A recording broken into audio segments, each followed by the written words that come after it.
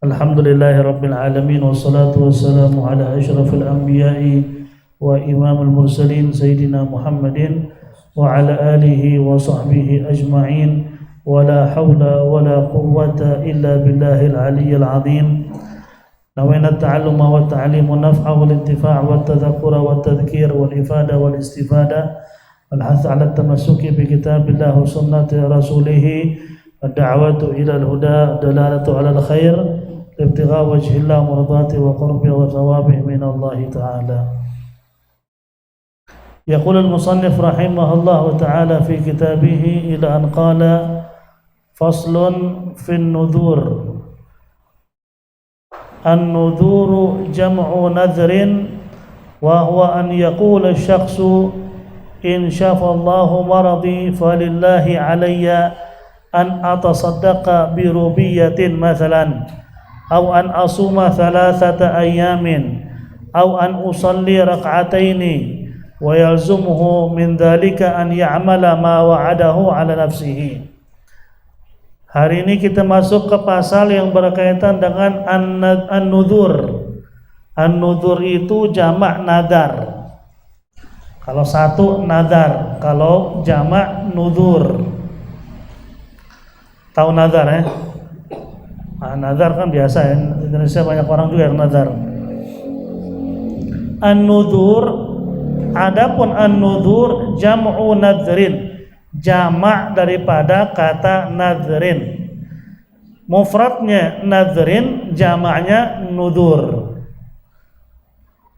Wa huwa an yaqula syakhs, wa huwa yaitu an yaqula syakhs, seseorang berkata. Ini cara nazar ya, yaitu seseorang berkata, insyafallahu maradi, jika Allah memberikan kesembuhan dari penyakitku ini, falillahi alayya an atasaddaqa birubiyatin, maka aku nazar akan bersedekah dengan 1 rupiah.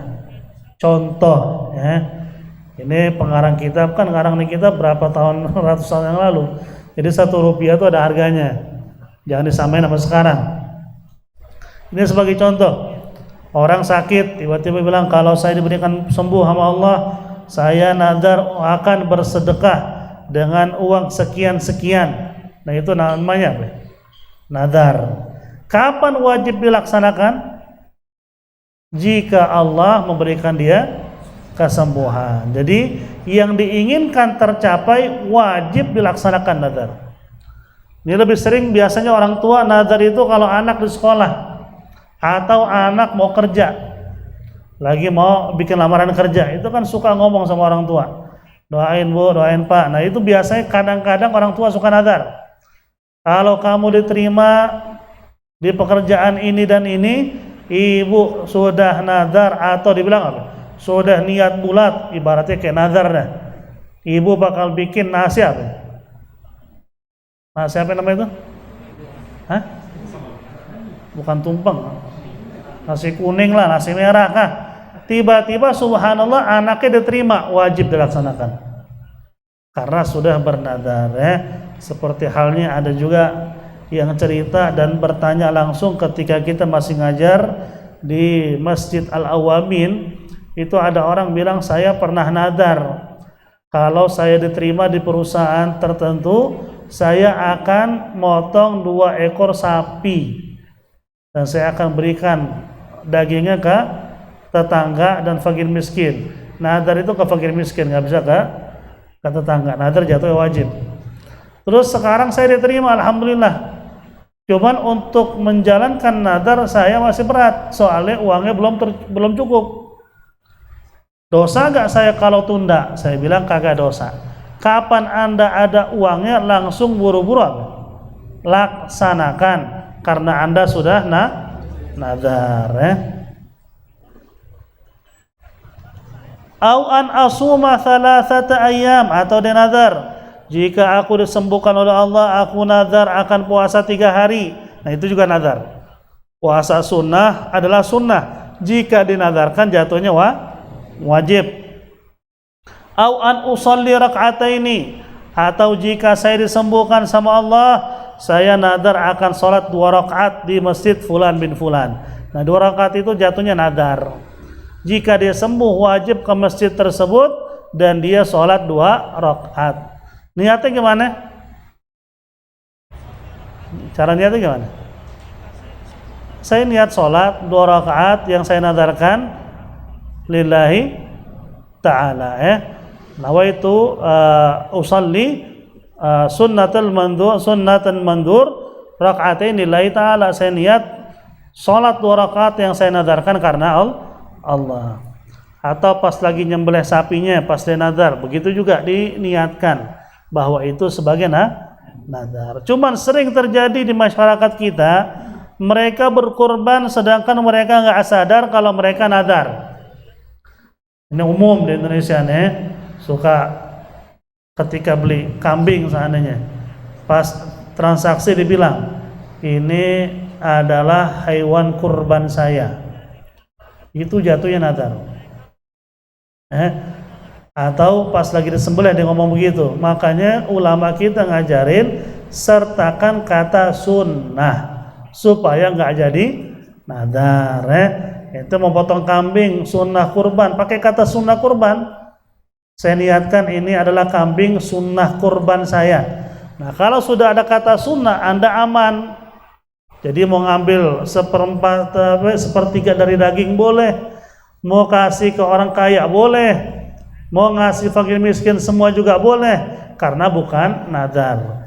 Cuman ketika beli ini adalah hewan kurban saya, jatuhnya nadar. Anda nggak boleh ambil, orang kaya nggak boleh dikasih, tetangga yang mampu juga nggak boleh diberikan. Semua murni buat fakir miskin. Makanya hati-hati dalam berucap, khususnya nanti korban yang akan mendatang, jangan sampai salah mengucap, akhirnya jatuhnya nadar. Banyak orang awam bilang kita nggak tahu selama ini kalau itu jatuhnya nadar. Yang sudah, mulai sekarang jangan terulang lagi. Wa yalzumuhu min dzalika an ya'mala ma wa'adahu ala nafsihi, dan wajib baginya untuk mengerjakan apa yang dinadarkan jika apa yang diinginkan sudah tercapai.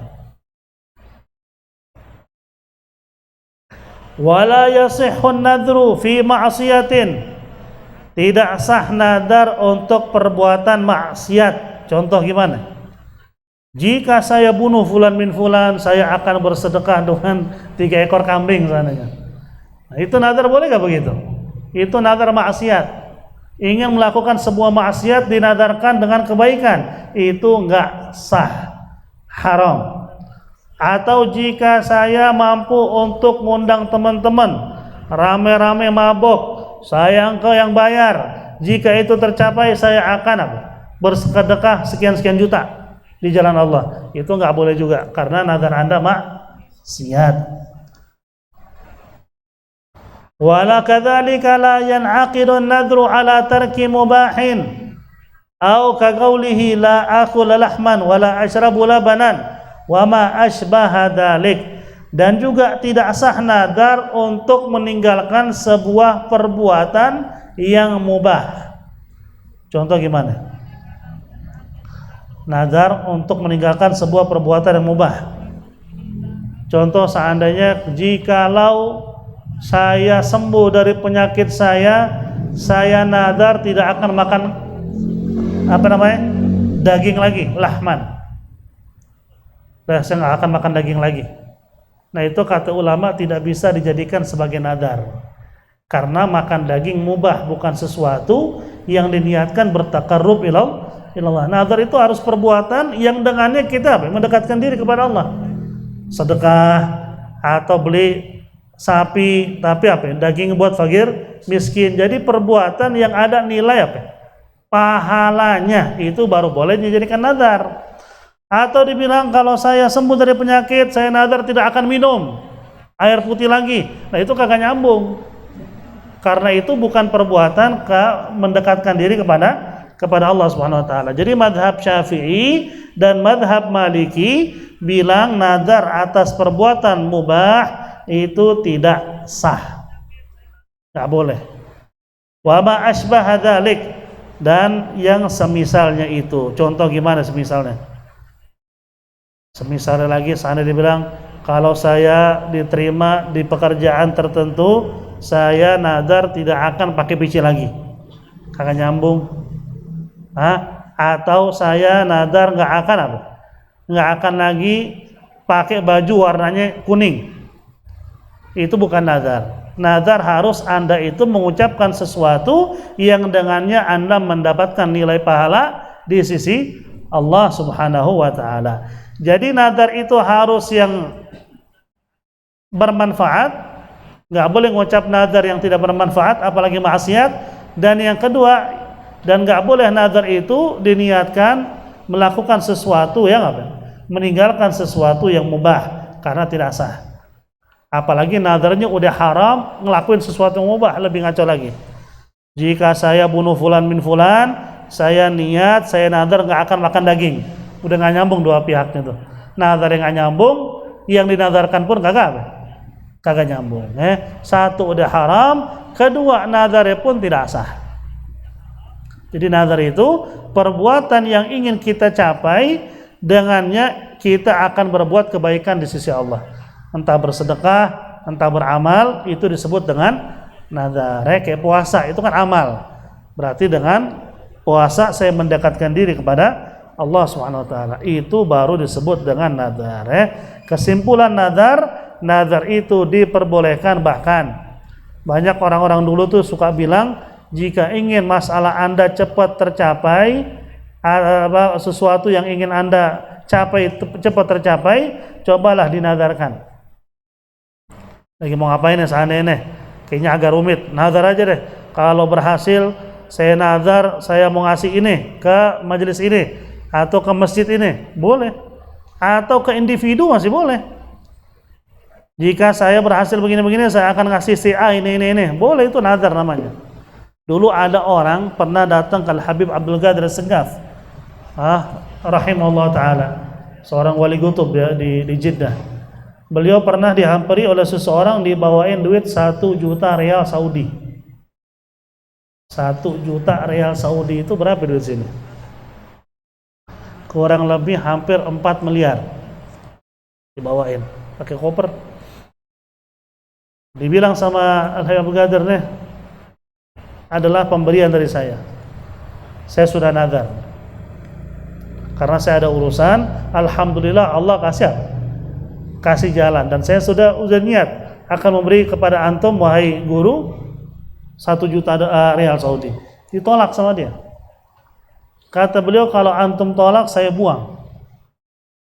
Saya nggak akan bawa pulang lagi nih. Atau saya bakar di hadapan antum. Kata Habib Abdul Qadir, ya udah, apa-apa. Begitu pergi, beliau manggil Habib Ali Jufri. Habib Ali masih kecil waktu itu, masih berguru dengan Habib Qadir Segaf. Dibilang sama Habib Ali, yuk ikut saya naik mobil nih, keliling di Jeddah, nyari rumah-rumah janda, orang-orang tua, fakir miskin, di depan pintu ditaruhin duit aja nih. Sepanjang jalan yang dia tahu, yang dia kenal, ditaruh sampai habis. Begitu habis, beliau nanya kepada Habib Jufri, wahai Ali, masih ada gak? Kata Habib Ali, nggak ada lagi Habib, udah habis semua. Kata beliau, ya Allah, saya sudah sampaikan.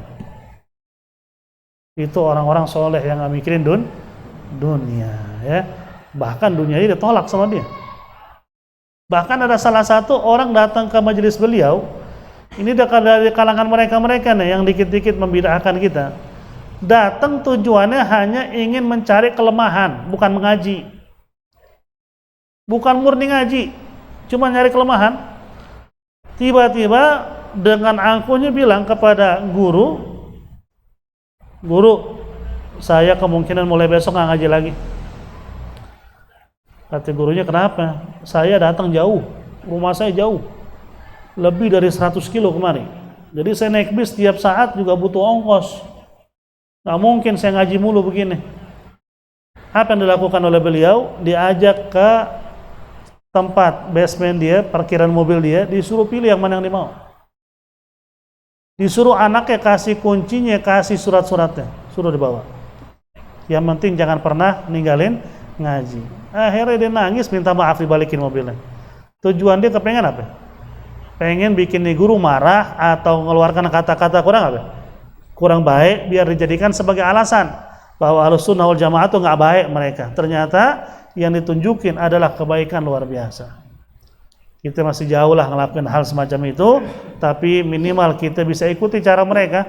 Kalau ada sesuatu yang sangat-sangat kita harapkan, coba bernadar tapi benar-benar dijalanin. Jangan nadar tidak dijalanin. Wa ma asbaha dzalika wa idza khalafa an-nadra al-mubah lazimahu kafaratul yamin wa qila la yalzum. Jika seseorang dia nadar dengan perkara yang mubah seperti tadi, kan kita katakan tidak sah nadarnya. Ada pendapat ulama bilang jika orang nadar semacam itu wajib dia bayar kafarah sumpah. Kita pernah bahas kan kafarah sumpah sebelumnya? Ada tingkatan kafarah sumpah apa itu? Bebasin budak atau ngasih fakir miskin 10 orang makan. Per orangnya satu mud atau 1 liter anggap, atau memberikan pakaian buat 10 orang, atau puasa 3 hari ya. Nah di sini juga sama, jika dia nadar hal yang mubah nggak sah. Ada ulama bilang meskipun nggak sah, dia tetap wajib bayar kafarah sumpah karena dianggap main-main dengan nadar ya. Wa qila la yalzum, dan ada pendapat yang lain bilang nggak perlu dia kafarah karena dari awal nadarnya nggak sah. Saya nadar jika anak saya lulus saya nggak bakal makan daging lagi. Nadar apaan itu? Seandainya dia ingin nadar, saya nggak akan makan ayam seumur hidup lagi. Jika anak saya sukses, ternyata anaknya sukses, dia nggak mau makan ayam lagi. Itu kan perkara mubah, nggak bisa dijadikan nadar. Jika dilakukan, ada ulama bilang dia wajib bayar kafarah sumpah. Jika dilanggar, tiba-tiba dimakan ayam, dia wajib bayar kafarah sumpah. Ada yang bilang nggak perlu kafarah karena dari awal nadarnya tidak sah. Karena kan nggak boleh nadar atas perkara yang mubah. Kemudian kita masuk ke perkara al-aqdiyah. Aqdiyah ini artinya masalah yang berkaitan dengan dengan pengadilan. Urusan qadha, pengadilan mengadili antara 2 orang yang sedang bertikai, disebutnya dengan al-aqdiyah. Cuman yang di kitab ini yang akan dibahas yaitu adalah pengadilan syar'i.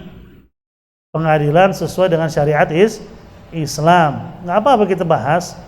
Bisa jadi entah daerah mana atau negara mana mereka mengakui bahwa mereka pakai pengadilan syariat, kita harus tahu apakah mereka benar apa enggak. Karena banyak sekarang kan pengadilan-pengadilan atas nama syariat, dalam prosesnya nggak ada syariatnya sama sekali. Jangankan itu bank-bank syariah juga banyak kok. Namanya doang syariah. Tapi dalam prosesnya, transaksinya kagak nyambung. Contoh saja, mungkin kalau antum datang ke bank syariah tertentu, emang nggak semua, ada yang seperti itu. Suka tuh diajak tuh namanya mudharabah. Mudharabah maksudnya bagi hasil.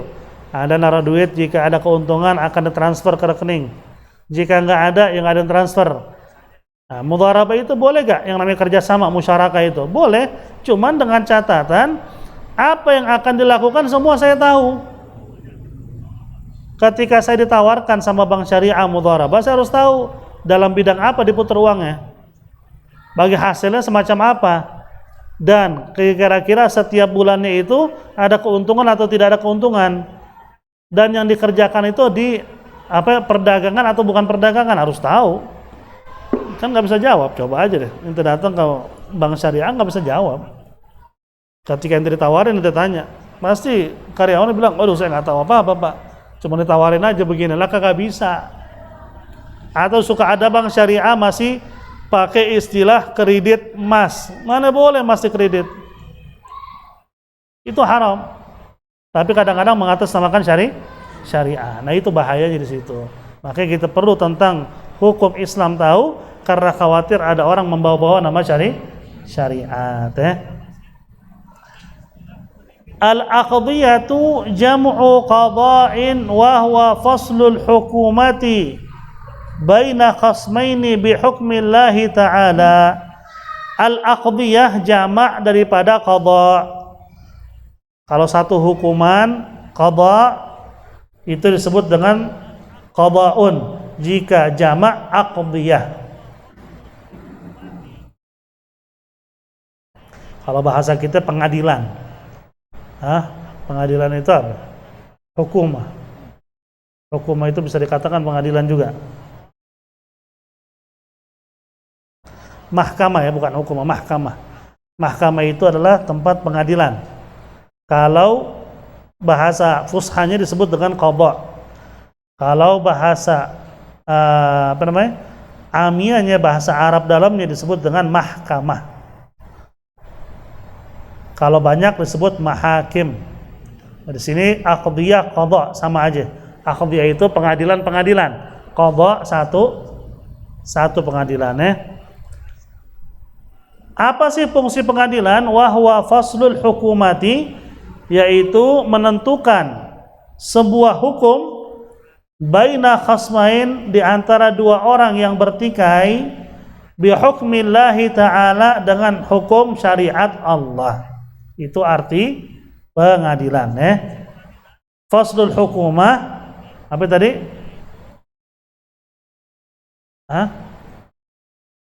Apa tadi ditulis? Menentukan hukum atas dua orang yang sedang bertikai dengan hukum syariat Allah. Jadi siapa yang benar, siapa yang salah harus divonis atau dijatuhkan hukumannya. Itu disebut dengan mahkamah atau qadha atau pengadilan. Wal qadha'u fardhu kifayatin, hukum qadha pengadilan itu adalah fardhu kifayah. Jika satu negara tidak ada pengadilannya, berdosa senegara. Jika di satu negara ada satu pengadilan, bagi yang lain jatuhnya apa? Udah kagak wajib ya, karena fardhu kifayah sudah jatuh, karena sudah ada ngejalanin. Cuman kalau nggak ada ngejalanin, kayak anggap ya se-Jawa Barat, Jawa Barat kegedean ya, anggap se-Kabupaten Bogor lah, itu nggak ada pengadilan sama sekali, itu satu kabupaten itu berdosa karena hukumnya fardhu kifayah. Nanti setiap ada orang bermasalah, nggak ada jalan untuk mencari apa? Solusi. Yang ada siapa yang kuat dia menang kalau begitu. Makanya ada pengadilan supaya tidak ada istilah saya kuat anda lemah. Jadi di mata pengadilan semua sama. Itu yang sama disampaikan oleh Sayyidina Abu Bakar Siddiq ketika beliau dilantik jadi khalifah. Kata beliau, semua di mata hukum Allah sama. Miskin kaya saya akan jatuhkan hukuman sesuai dengan hukum Allah. Itu disebut dengan pengadilan syariah ya. Pengadilan sesuai dengan syariat Allah. Emang zaman sekarang nggak ada pengadilan syariah. Semua pengadilan pakai undang-undang yang dibuat oleh manusia sendiri ya. Sehingga ya terjadi penyimpangan banyak. Suka yang lemah pasti kalah meskipun dia benar, yang kuat pasti menang meskipun dia salah. Kenapa? Yang bicara uang. Yang bicara uang di akhir zaman, itu yang dikhawatirkan. Nggak semua pengadilan, tapi banyak. Nah, itulah yang dikhawatirkan oleh Rasulullah sallallahu alaihi wasallam. Jika kalian di akhir zaman itu dikhawatirkan dunia ini kalian akan bertanafasu, akan saling saling sikut menyikut urusan dunia, sehingga kalian akan saling membunuh karena urusan dunia. Sehingga pengadilan sulit dicari, kalaupun ada itu pun hanya segelintir. Maka khawatirnya begitu di akhir zaman. Orang terkadang kena masalah padahal dia di jalur yang benar, suka malas mau ngadu. Bikin aduan, ente terzalimi, ya sama aja dia bikin pengaduan juga pasti kalah dah. Kenapa kalah? Saya nggak punya duit.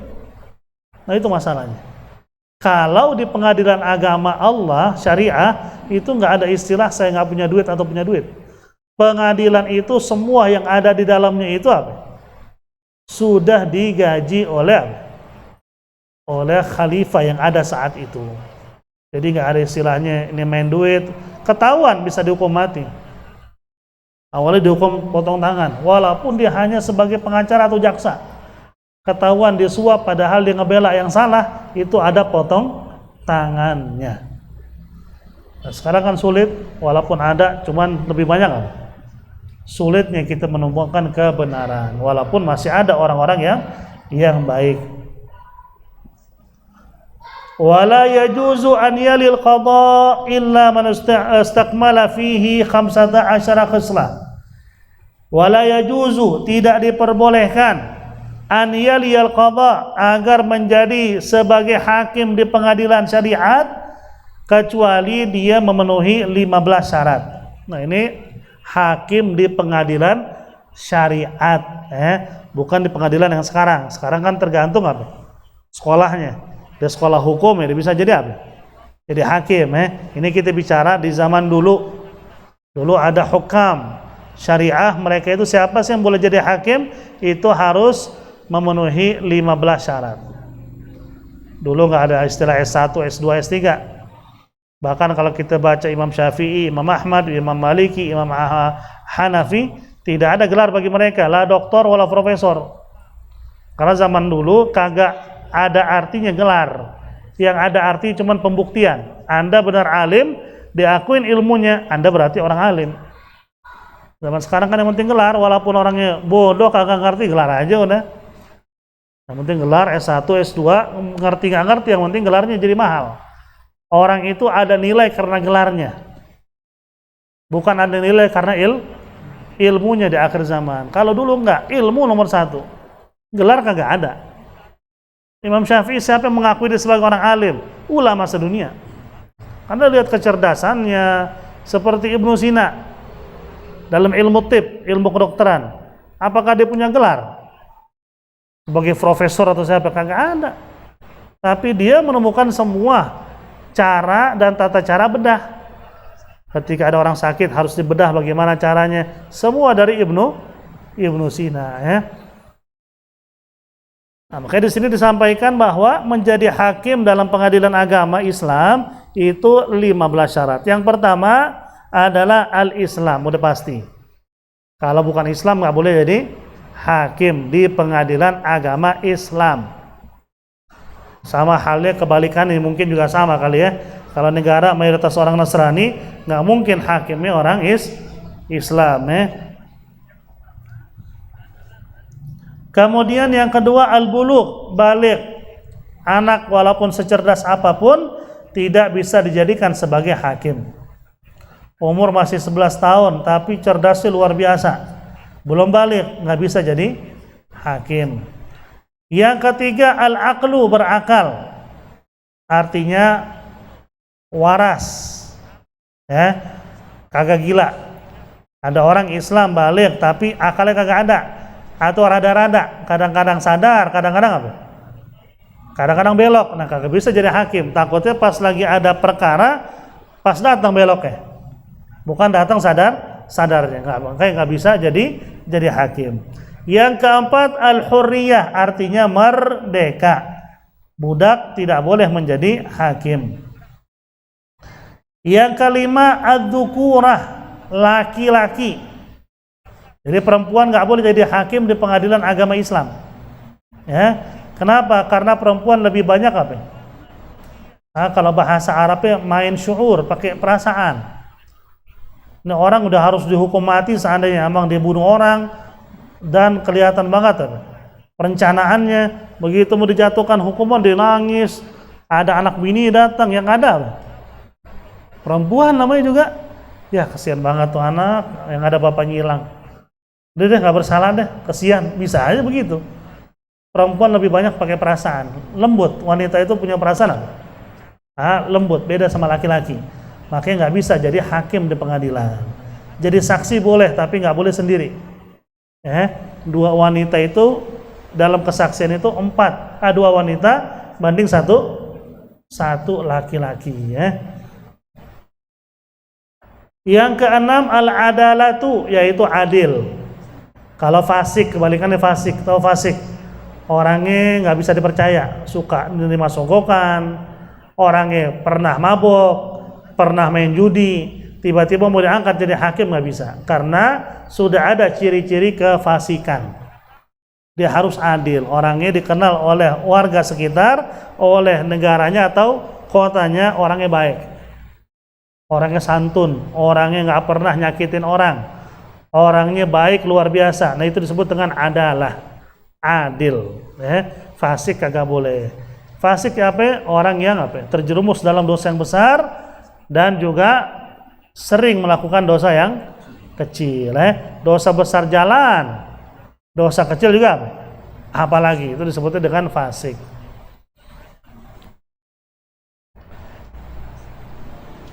Kemudian yang ketujuh, ma'rifatu ahkamil kitab Al-Quran was sunnah. Yang ketujuh, dia harus menguasai atau memahami hukum-hukum kitab Allah dan sunnah. Jadi dia harus memahami Al-Quran dan sunnah, berarti dia orang alim. Nggak bisa nunjuk orang jahil, tiba-tiba hanya bisa baca maulid tahlil, Anda jadi hakim, kagak bisa. Kenapa nggak bisa? Anda nggak nguasain ilmunya. Kalau cuma baca maulid tahlil, semua orang juga bisa. Zaman sekarang kan begitu, bisa baca maulid tahlil udah ustadz aja udah. Gelarnya panjang lagi, kadang-kadang. Na'udzubillah min dzalik. Begitu didudukin ditanyain soal agama, kagak ngerti sama sekali sebenarnya. Nah itu berbahaya. Apalagi dikasih panggung lebih-lebih lagi, yang ada dia itu bagaikan orang yang nggak pantas jadi raja tapi diberikan mahkota. Kalau bahasa orang Betawi apa? Keberatan mahkota. Soalnya dia belum pantas jadi apa? Jadi raja, dikasih raja, ya keberatan mahkota, jadi apa? Jadi miring mahkotanya, soalnya otaknya miring. Dia tidak menguasai ilmunya. Makanya nggak boleh orang menjadi hakim kalau dia nggak mengerti tentang Al-Quran dan sunnah. Yang ke-8, ma'rifatul ijma'. Orang tersebut yang jadi hakim harus memahami tentang ijma'. Tahu ijma' ya? Kesepakatan ulama. Kan suka ada beda-beda pendapat tuh. Kan dalam ilmu fikih ada namanya hukmul qadha, al-muamalah, hukmul qadha ya, al-jinayat. Ada ulama ini bilang ini bersalah, ada ulama ini bilang ini kemungkinan nggak bisa dikatakan bersalah. Hukumannya lebih ringan. Jadi ada perbedaan apa? Pendapat ulama di situ. Atau ada ijma, ulama sepakat tentang ini, ulama sepakat tentang itu, dia harus menguasain. Jadi sehingga kalau diajak debat pun sama pengacara, si hakim bisa mematahkan omongan pengacara. Soalnya dia lebih memahami. Yang ke-9, ma'rifatul ikhtilaf. Yang ke-9, dia harus menguasai ilmu ikhtilaf. Beda-beda pendapat antar ulama dengan ulama, antar sahabat dengan sahabat, dia harus tahu tuh. Ada perkara yang ijma' disepakati, ada perkara yang beda pendapat. Dua-dua harus dikuasai, dia harus tahu. Oke, seperti kita nih, waktu saya ditanya, kalau orang lagi hamil di luar nikah, boleh gak menikah? Kalau ngikutin madhab Imam Syafi'i dibolehin. Madhab Syafi'i dan madhab Hanafi diperbolehkan. Madhab Ahmad dan madhab Maliki gak boleh, sampai dia ngelahirin. Nah kita kan madhab Syafi'i. Cuman kalau kita jawab seperti itu, khawatir semakin apa? Digampangin perkara semacam itu. Sehingga ulama-ulama kita bilang, ketika digampangkan sebuah hukum, kita ambil hukum yang lebih berat. Yang lebih berat itu yaitu mengikuti madhab Imam Ahmad bin Hanbal. Gimana nih kalau saya nggak nikah? Ya udah menjadi apa? Udah menjadi risiko, udah berani berbuat, berani tanggung jawab. Tunggu ngelahirin dulu. Semakin lama kan semakin gede perutnya. Ya asingkan. Taruh di daerah lain, ngelahirin baru balik. Supaya apa? Supaya nggak semakin banyak anak hasil perzinahan. Dan itu tanda-tanda datangnya hari kiamat. A'udzubillah min dzalik ya. Sampai sini dulu. Yang keberapa tadi? Yang ke-9 ya. Wallahu a'lam. Kesimpulannya, dalam bersyariah itu nggak bisa menjatuhkan sebuah hukum, mau dia ustadz kek, mau dia kiai kah, mau dia hakim kah, kalau tidak menguasai ilmu Al-Quran dan Sunnah maupun ijma' para ulama. Jadi nggak boleh dia berfatwa tanpa ilmu, karena semakin banyak sekarang kalau lihat di YouTube orang-orang berfatwa tanpa ada ilmunya. Na'udzubillah min dzalik. Ya wallahu a'lam bissawab.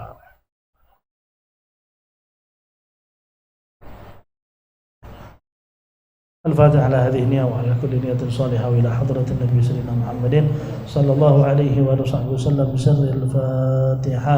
أعوذ بالله من الشيطان الرجيم. بسم الله الرحمن الرحيم.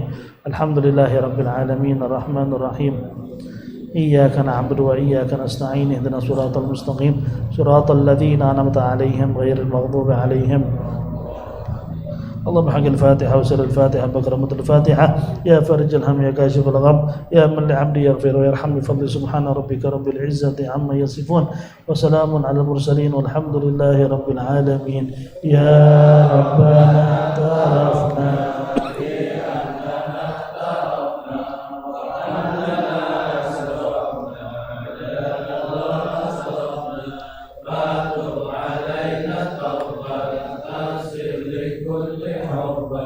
واستر لنا العورات وآمن الروعات واغفر لوالدينا ومولودينا والأهل والإخوان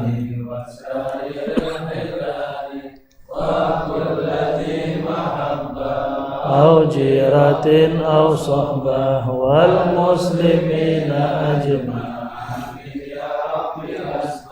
فضلا وجودا منا لا باكتساب بالمصطفى رسوله أحظى بكل سول صلى وسلم ربي عليه وآله والصحب عداد تشي الصحب والحمد للإله تناهي. والسلام عليكم ورحمة الله وبركاته.